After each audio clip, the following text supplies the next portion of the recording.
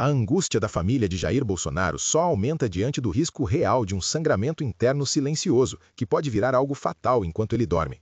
Carlos Bolsonaro foi direto no ponto, com a sinceridade de um filho.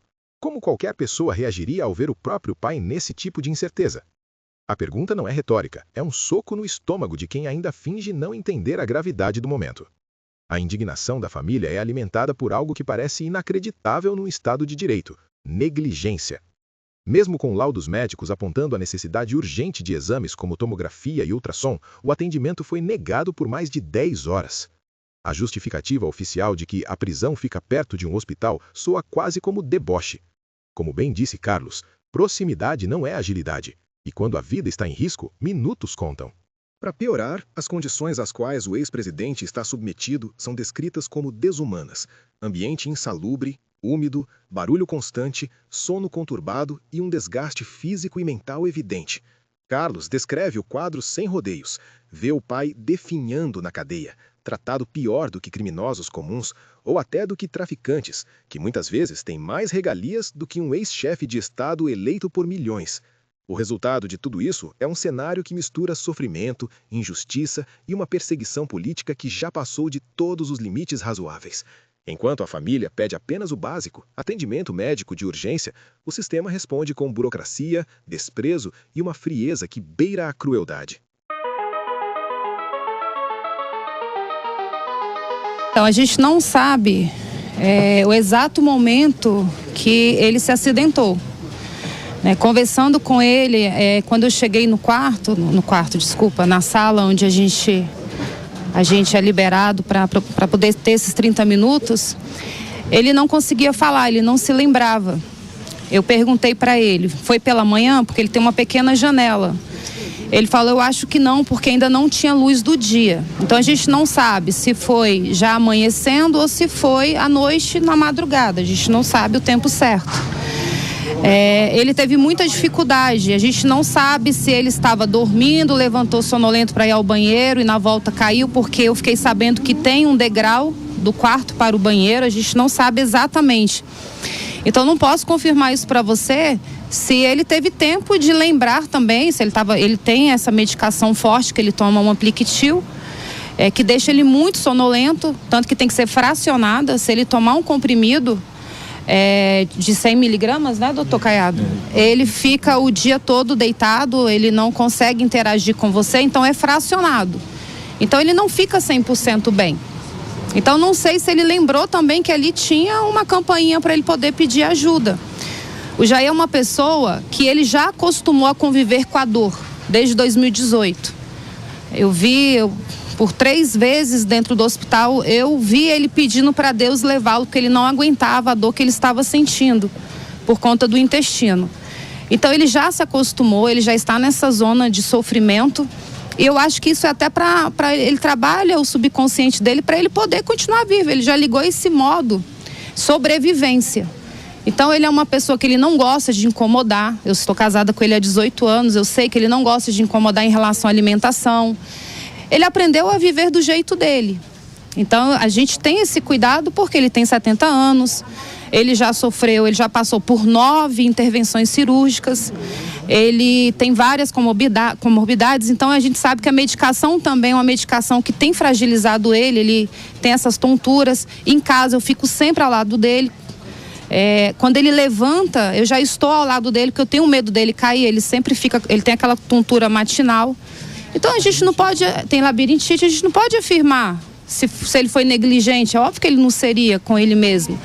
Mas ele sofreu, de fato, ele sofreu esse acidente ali dentro do quarto. E o que mais me chamou a atenção, porque eu procurei sim.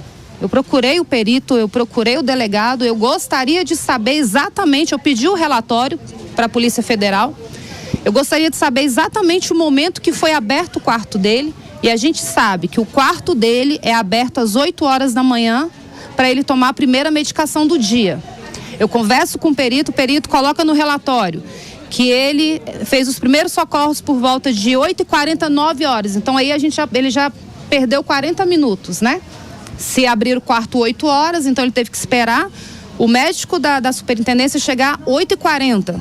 Eu converso com o delegado, ele me fala que abriu o quarto dele 7h20 da manhã. Então não está batendo. Então a gente vê que pela lei de execução penal, realmente não tem uma agilidade para atendê-lo numa emergência. Se você gosta e entende que é importante este tipo de conteúdo, peço que deixe o seu comentário, diga se gostou ou não gostou e, principalmente, se você não é inscrito, se inscreva no canal. Não custa nada e nos ajuda enormemente. Para você basta um clique, mas para nós muito representa. Obrigado. Alexandre de Moraes voltou a surpreender.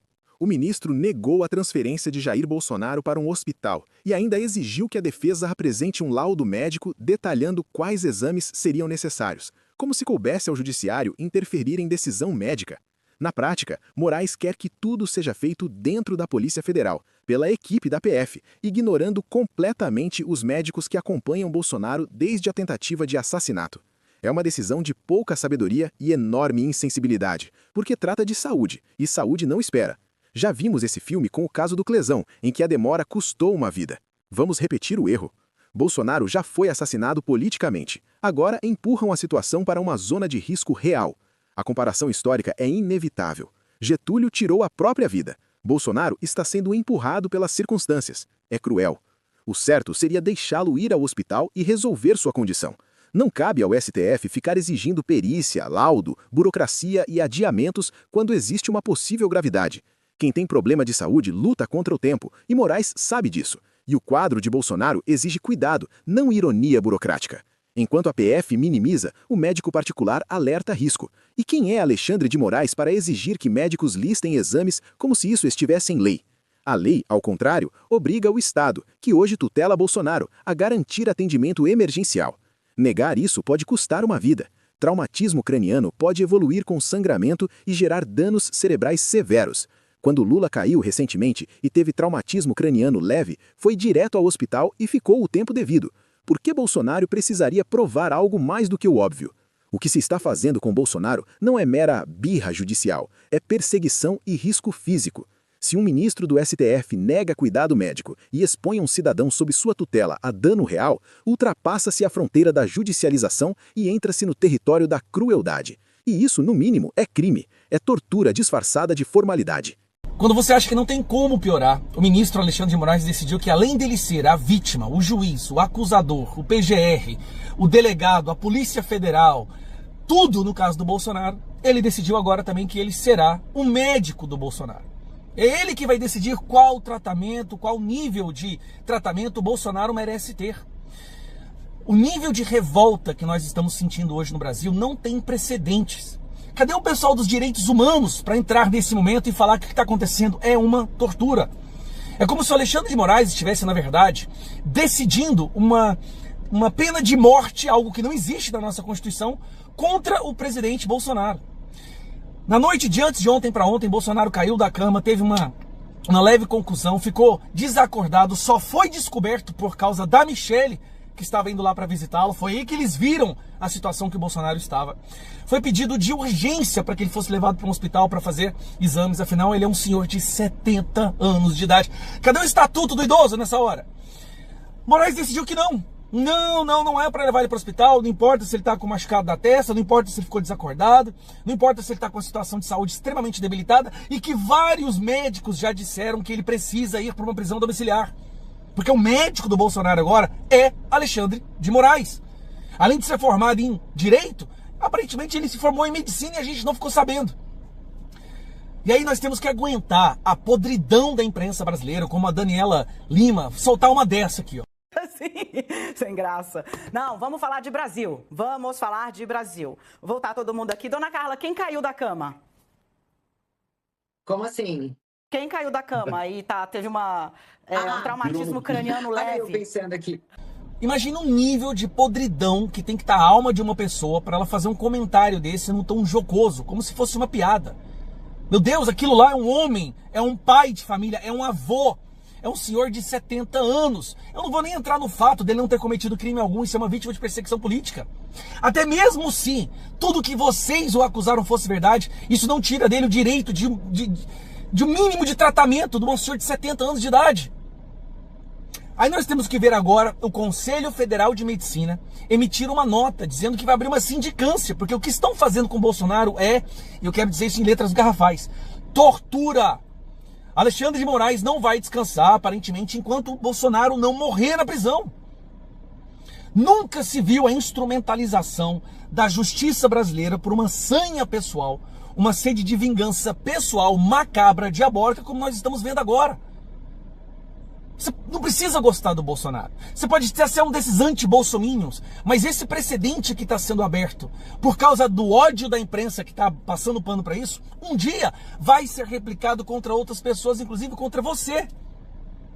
Isso não pode ser permitido. Nós estamos fazendo todas as denúncias possíveis em órgãos internacionais, porque o mundo precisa saber do que está acontecendo. Estamos enviando ofícios para todas as autoridades e entidades internacionais, porque o que estão fazendo com o Bolsonaro é um assassinato de um prisioneiro político. Qual é o medo do Alexandre de Moraes? Eu paro para pensar, será que o medo dele é que se o Bolsonaro for para prisão domiciliar, ele teria mais influência nas eleições e assim ele poderia eleger mais pessoas que restabelecerão a democracia no Brasil? O desespero desse povo é porque o Bolsonaro, não importa o quanto eles batam, o quanto eles o torturem, o quanto eles o façam sofrer, o Bolsonaro ainda tem uma capacidade de mobilização. Ele tem a capacidade de determinar o resultado da eleição em 2026. A única forma dele não fazer isso é se matarem ele. Chegamos ao ponto do Conselho Federal de Medicina ter que se posicionar, porque o que estão fazendo com o Bolsonaro nunca se viu antes. Gente, o Brazão, que matou a Marielle, está em prisão domiciliar porque ele tem diabetes e pressão alta. Não só isso, está sendo liberado para ir no dentista. E ele tem personal trainer que vai na casa dele. Preste atenção, o cara que matou a Marielle. A esquerda passou 6, 7 anos, quem mandou matar a Marielle? Querendo acusar o Bolsonaro. Agora que o cara foi preso, Moraes manda ele para casa dele, a esquerda não fala nada. Nada. Collor está em prisão domiciliar. E não está na mesma situação debilitada de saúde que o Bolsonaro está. Isso é revoltante o que eles estão fazendo. Tem que ver o jornalismo brasileiro falar isso de forma jocosa, contando piada. Nós não vamos desistir até que todas essas pessoas envolvidas, todos esses carrascos envolvidos nessa tortura que está sendo feita contra o Bolsonaro, todos um dia vão pagar na justiça. Vão pagar quando nós fizermos maioria no Senado. Isso não vai passar impune, pode demorar.